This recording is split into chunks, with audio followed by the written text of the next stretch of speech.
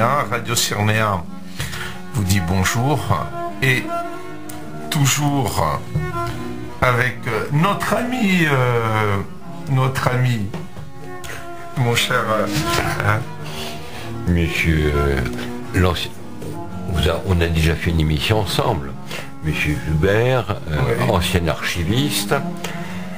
On a évoqué précédemment l'église, une église parisienne, Saint-Eugène, qui mérite vraiment le détour. Et là, on va parler d'un... le premier martyr français du Oui. Tonkin. Saint-Jean... Charles Jean-Charles. Cornet. Saint-Jean-Charles Cornet. Cornet. Hein? Donc c'est un prêtre des missions étrangères. Oui.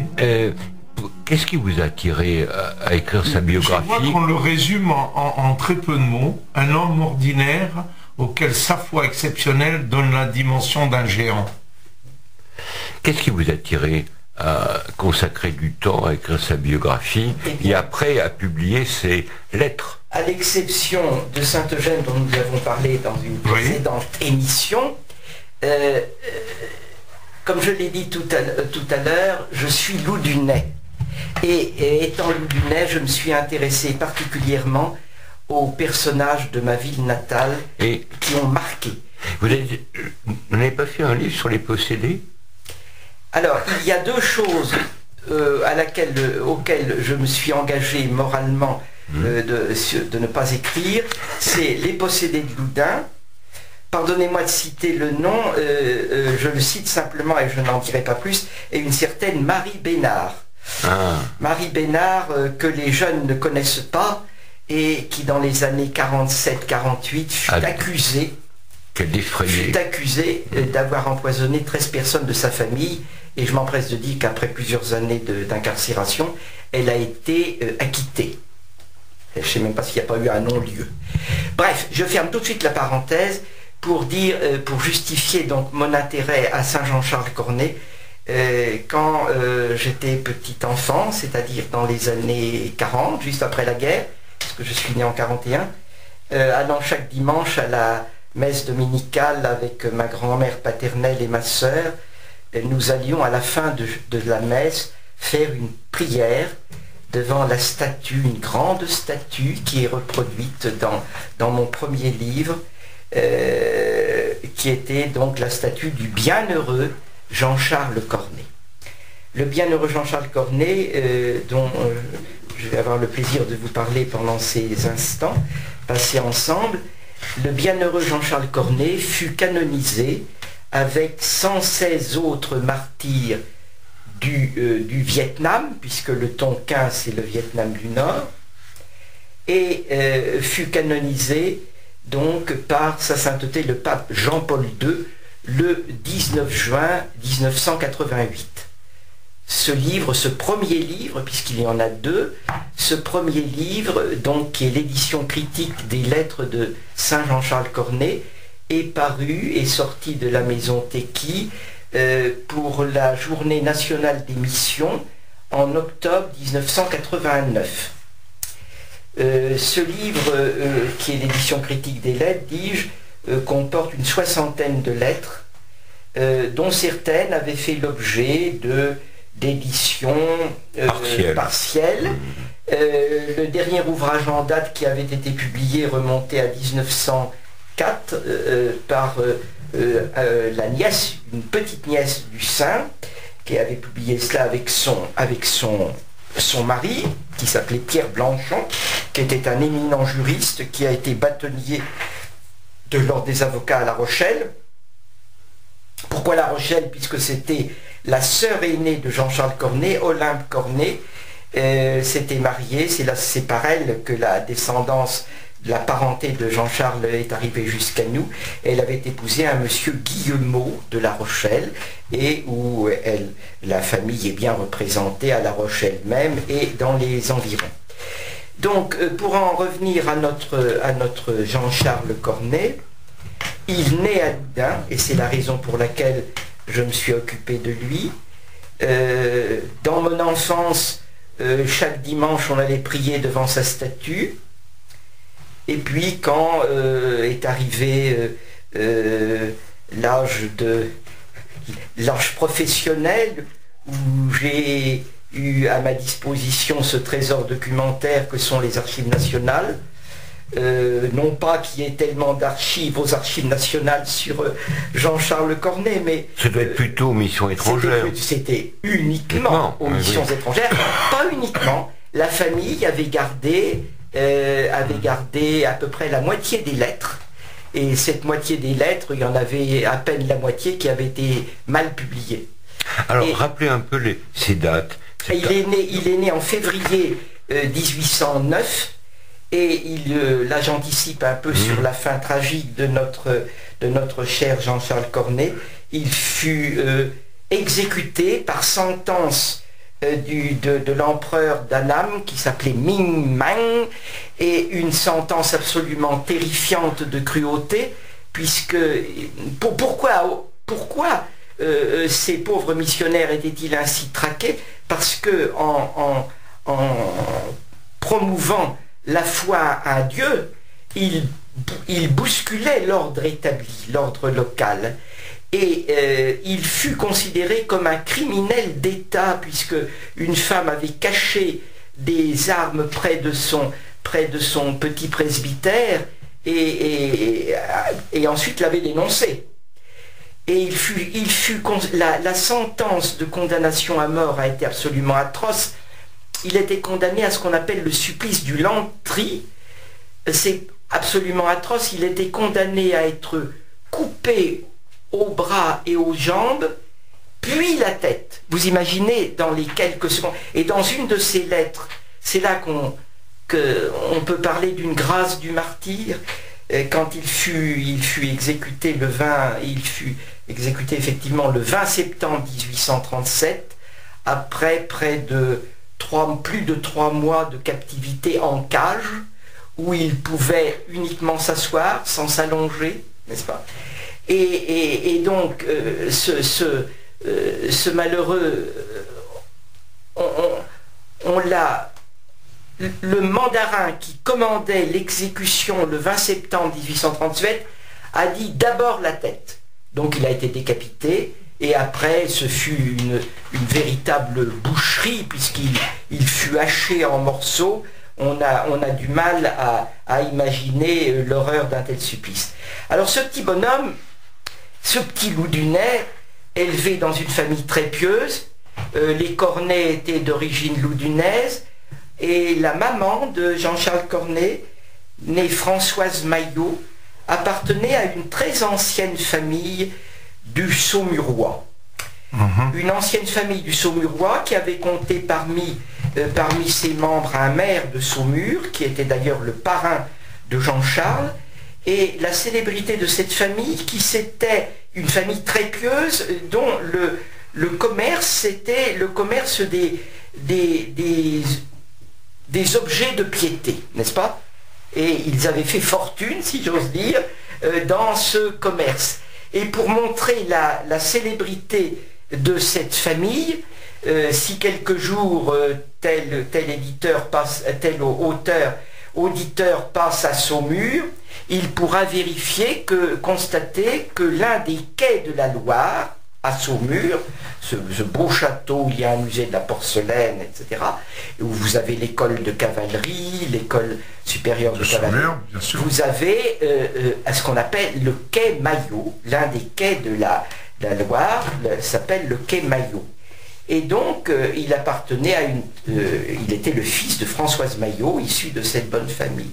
Après des études élémentaires dans un milieu très pieux, l'enfant, qui a une douzaine d'années, fait part de son intention de devenir prêtre. Et comme il était d'usage dans le diocèse de Poitiers, et comme ça a continué jusqu'à l'époque de Vatican II, les candidats au sacerdoce commençaient par ce qu'on appelait le petit séminaire de Montmorillon. Montmorillon, qui est une belle cité du département de la Vienne, du Haut-Poitou, que l'on appelle à juste titre la cité du livre, puisque chaque année se retrouvent à Montmorillon des salons de libraires. Et donc il fait son petit séminaire à Montmorillon. Après de bonnes études, le voilà qui intègre le grand séminaire de Poitiers. Et il y était depuis quelques mois, lorsque un père de Saint-Laurent-sur-Sèvre, le père Lacombe, vient prêcher, vient enseigner au grand séminaire de Poitiers sur l'état d'irreligion de tous ces pays d'Asie, et qu'il faudrait faire connaître à tous nos frères d'Asie qui sont dans l'ignorance du Dieu, du vrai Dieu, de notre Dieu, d'aller les évangéliser. Et le propos du père Lacombe, ce jour-là, eh bien, a été à l'origine de la vocation missionnaire de ce jeune diacre, puisqu'il avait reçu le diaconat de Monseigneur l'évêque, Monseigneur de Bouillé. Et ensuite, il dit à son confident, qui était le père de Ligron, un peu son directeur spirituel, je ne tiens plus, depuis la prédication du père Lacombe, il faut absolument que je parte aux missions étrangères et que j'aille porter l'évangile de notre Dieu à tous nos frères d'Asie. Ai-je besoin de vous dire, on était dans les années 1830, l'effet que peut produire l'annonce dans sa famille par ce jeune séminariste de la nouvelle, de son intention d'entrer aux missions étrangères. Partir aux missions étrangères à cette époque lointaine, c'était à 90% de chance aller à la mort. D'ailleurs, ça m'est arrivé, pour différentes raisons, je connaissais pas mal de pères du Saint-Esprit. Donc eux, c'était plutôt l'Afrique. Oui. Un de leurs cimetières se trouve en Alsace. C'est des gens qui partaient en mission, au bout de 4 ans, 5 ans, ils mouraient. Et ce qu'il y a de terrifiant, où ils mouraient persécutés par les potentats locaux, oui, ou la maladie. La maladie. Et parfois, c'est pas 3 ans. Ah oui.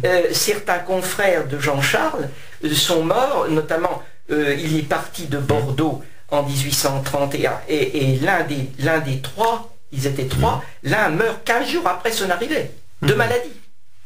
C'était courant à l'époque. C'était courant, il y a de ça. Et dans ce diocèse, est-ce qu'il y a eu beaucoup de missionnaires? Eh bien voilà, vous me tendez la perche, merci cher frère. Il y a un des plus grands missionnaires, un des missionnaires les plus connus. Je ne ferai pas de hiérarchie parmi les saints, ils sont tous dans la communion de Dieu et dans la béatitude éternelle. Mais le père spirituel, Jean-Charles Cornet, est le père spirituel de Saint Théophane Vénard. Saint Théophane Vénard qui a été martyrisé à son tour en 1861. Et lui, ça n'est pas par la prédication du père Lacombe qu'il a eu la vocation missionnaire, c'est en lisant, rédigé par le père Marette, qui était le confrère de mission de Jean-Charles Cornet, le magnifique petit livre sur l'histoire de la vie et de la mort de Jean-Charles Cornet.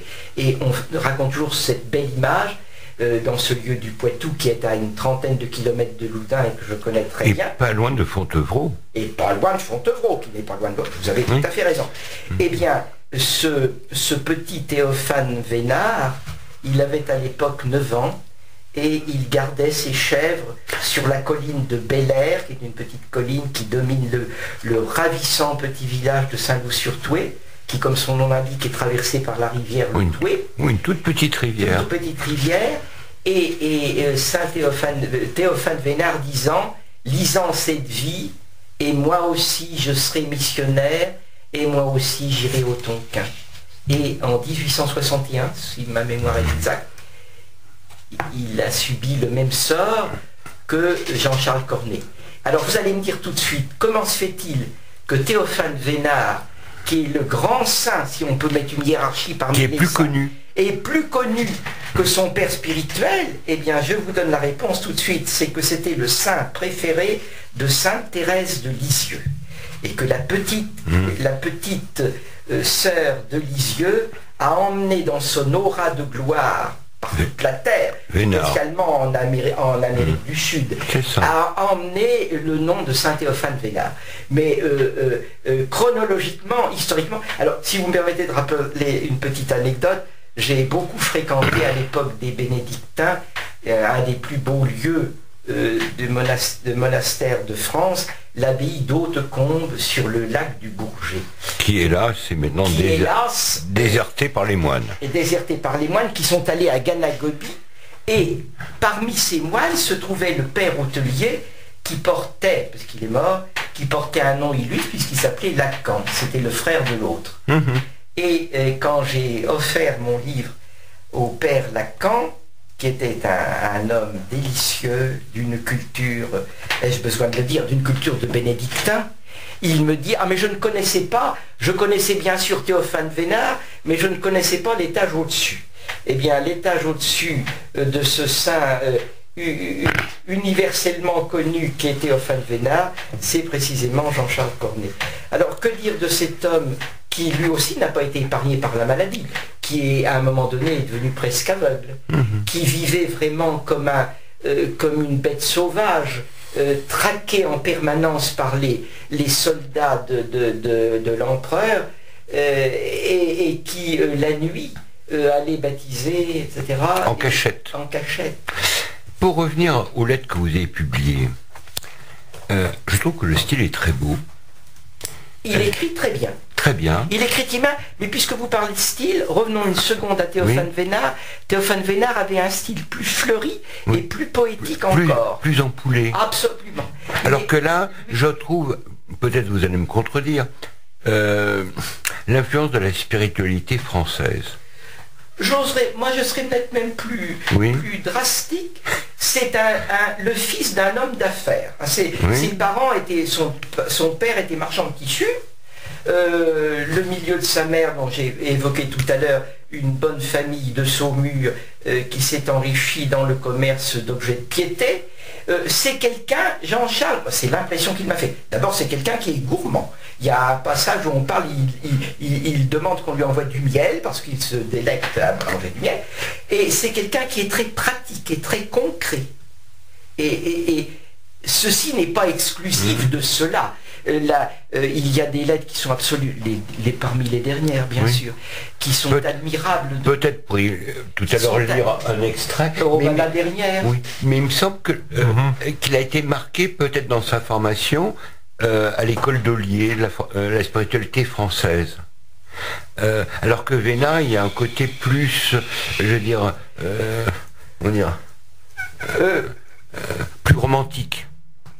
Il est bien évident qu'au grand séminaire de Poitiers, qu'il a entendu parler de M. Ollier. Oui. Bon, ça c'est pratiquement... Vous m'invitez, mon cher frère, à faire la lecture, mais je vais vous lire la dernière, enfin, celle où il écrit, voyons, celle où il écrit à ses parents. C'est pas la dernière, les dernières lettres sont celles du père Marette. À Monseigneur Havard, voyons, que j'essaie de retrouver, pardonnez-moi, mais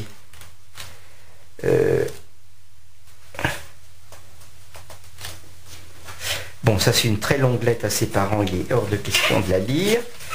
Alors attendez, je vais trouver la dernière lettre la dernière lettre qu'il adresse à ses parents.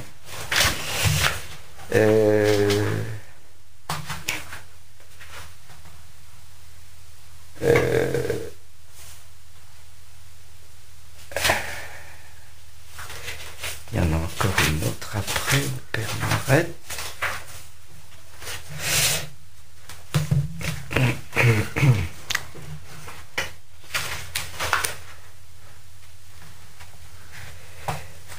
Oui.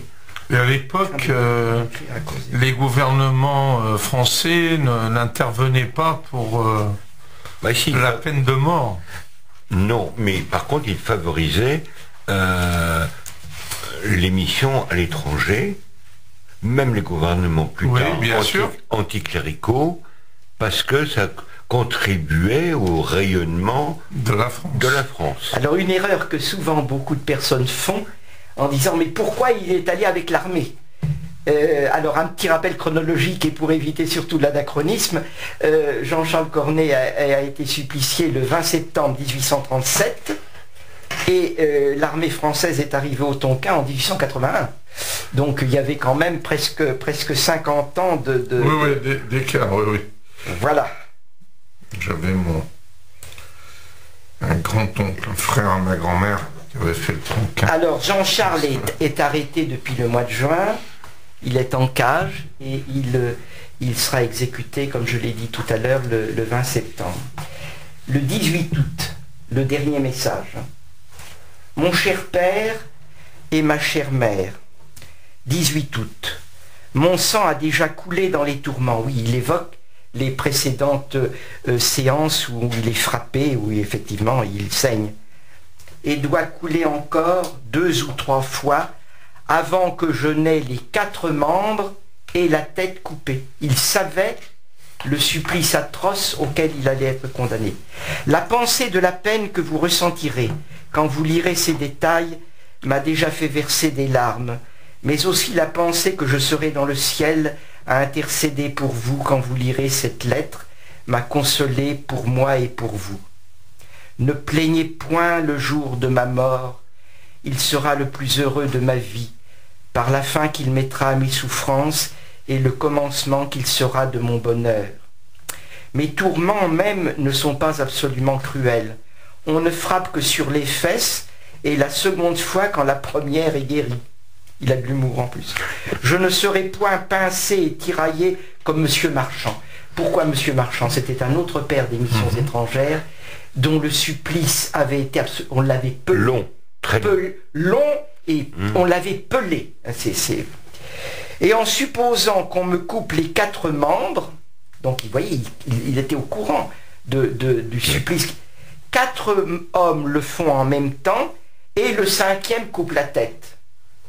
Je n'aurai donc pas beaucoup à souffrir. Consolez-vous donc. Vous comprenez? Quand on entend ça, on se dit mais il n'est pas normal.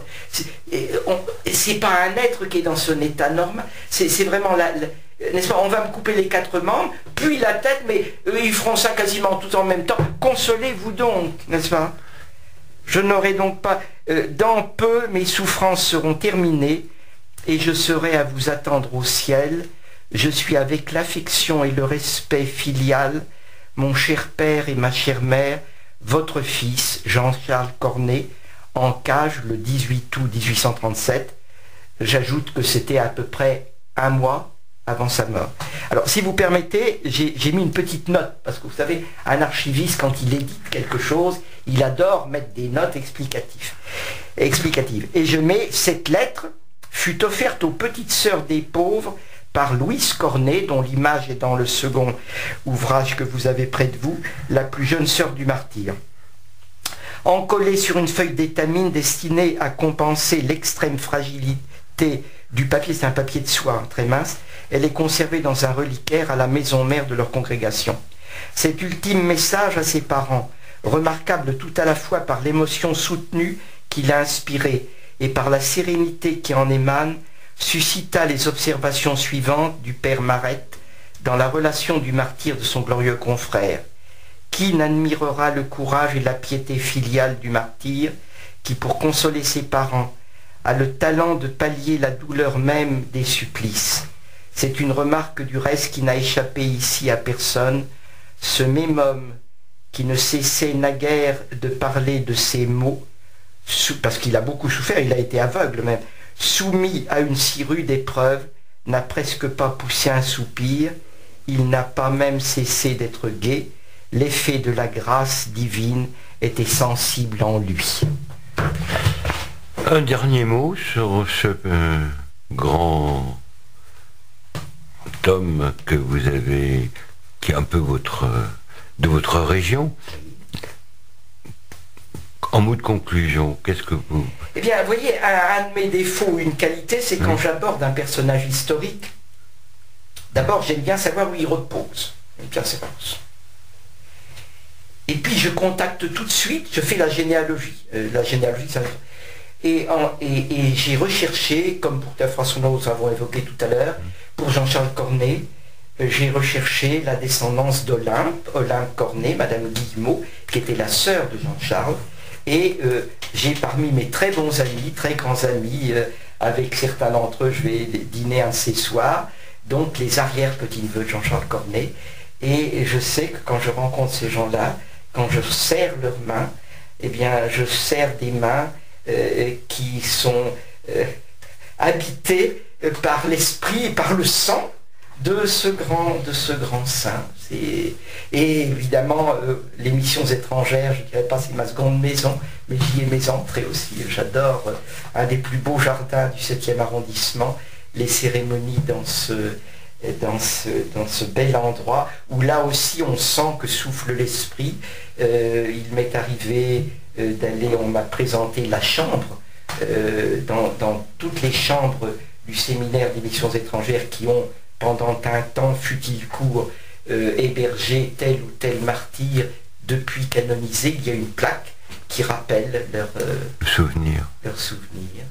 Je crois que c'est la mission d'un archiviste de faire en sorte que ceux qui nous sont précédés et des illustrations de ce genre continuent. Et comme disait Simone Veil, la grande Simone Veil, la philosophe, ceux-là seuls sont morts qui n'ont rien laissé d'eux, mais ceux dont on parle encore continuent à vivre. Je crois que cet après-midi, bien dans ce lieu, l'esprit de Jean-Charles Cornet est sans doute, peut-être, enfin, il faut le croire, ici même. Merci. Merci beaucoup. À très bientôt, cher ami. À très bientôt. Radio Cyrénaïa, à Priest.